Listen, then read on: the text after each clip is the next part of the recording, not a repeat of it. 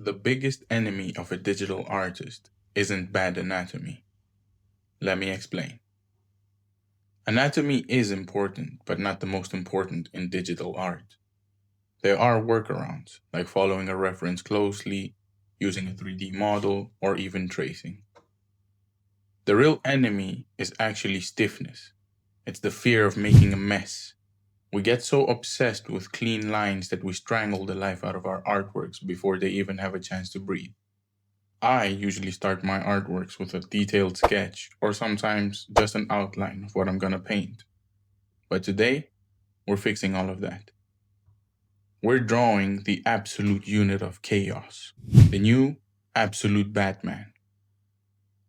This design is massive, brutish, and forces you to stop thinking in thin, pretty lines and start thinking in mass, volume, energy, and chaos, similar to your favorite concept artists.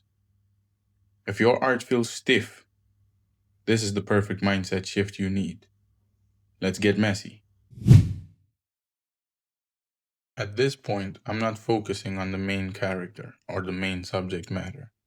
I'm warming up, getting used to the bigger brushes and what kind of strokes and marks they make. You don't have to rush this part. It's important for you to get used to your tools and test out various texture brushes that you have at your disposal. Notice how I don't overwork the background. It is not the focal point. The mistake I used to make, and maybe you do too, is trying to draw as much detail as possible from the start, like the costume, the emblem, the belt, the face, and I'd get caught up in all these details that the artwork would end up looking like a sticker, flat.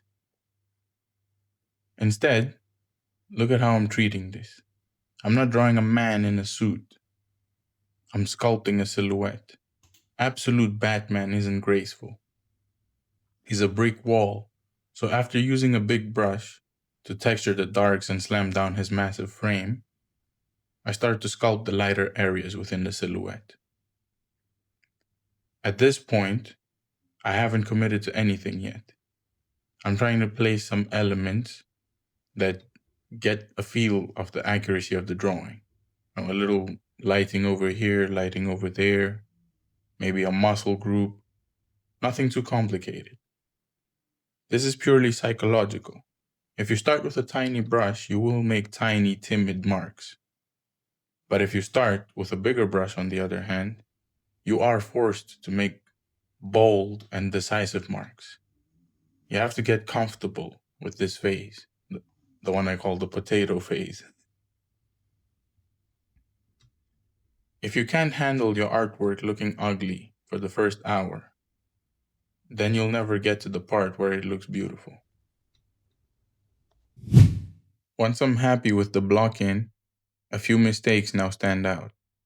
So I go back in with the liquify tool in Procreate to move the arms, the head, and the chest around until I'm happy with it. From this point forward, we can start to think about the focal point. Now that the potato is starting to look like a person, we enter the final sculpting phase. This is where we stop adding clay and start carving it away. The focal point is where we want to add the most amount of detail and use the smallest brushes to make a variety of scratches. This is the area where we want the viewer to see the most tiny elements and focus on before scanning the rest of the artwork. This, combined with the reflected red light from the background, just makes this section pop. With this in mind, I chose the parts that make absolute Batman stand out from other Batman variations as my focal point. Elements like his armor that has spikes protruding from it, the bat ears that double as weapons, and the bat symbol on his chest, which is a removable axe. My thinking being, since these elements are unique to absolute Batman, then they should be unique to my artwork. Notice something here. I'm still not using lines. I'm using contrast. I'm defining the edges of the focal point, not by drawing black outlines, but by putting dark shadows next to lighter forms and vice versa. In other parts, simply erasing a few areas sharpens the edges. This design is perfect for this experiment because everything about Absolute Batman is exaggerated. The chest is massive, the arms are huge, the symbol is a rectangle. It's completely brutal. When you draw something this heavy, you can't be delicate. You have to push and pull the paint. In this point, I constantly ask myself, does this feel heavy? Does he look like he could walk through a wall? If I had started this with a perfect line art, I would be trapped in it right now. I'd be scared to ruin my perfect, pretty lines, and most definitely I'd be scared to paint outside of them. But because I started with chaos, I have the freedom to move things around till they feel right. Now, we can give ourselves the permission to zoom in to more areas, but only now. Detail is the reward for good structure. If I had tried to detail everything to the same level from the beginning, the whole piece would have collapsed. This is also about discipline. Notice how the head, armor, and the chest have the most contrast.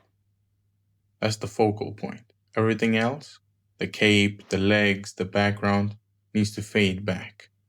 A big part of loose painting is actually knowing what to leave unfinished and what to render further.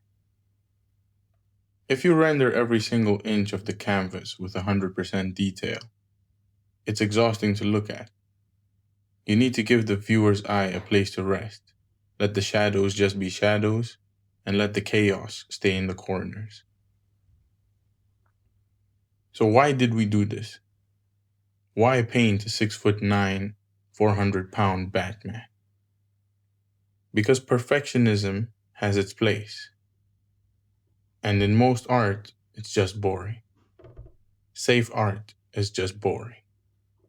What makes an image exciting isn't how perfect you render the belt buckle. It's the energy, the feeling that the image was captured, not manufactured. Absolute Batman works because he's raw. He's pure energy. He is chaos.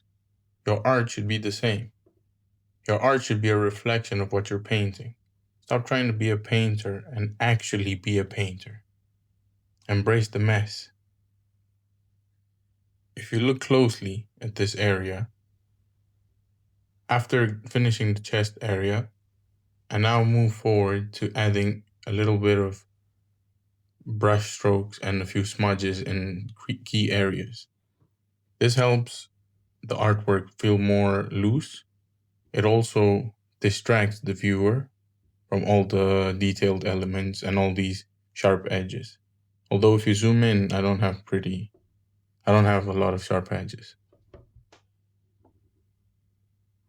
Notice how the legs are completely loose and like almost fully blurred. This is done intentionally so that we can focus again on the armor.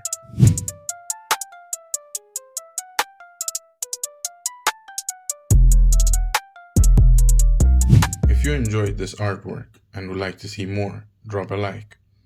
And if you're tired of feeling stiff and would like to improve your own work, hit subscribe. We're figuring this out together. Stay blessed and see you in the next one.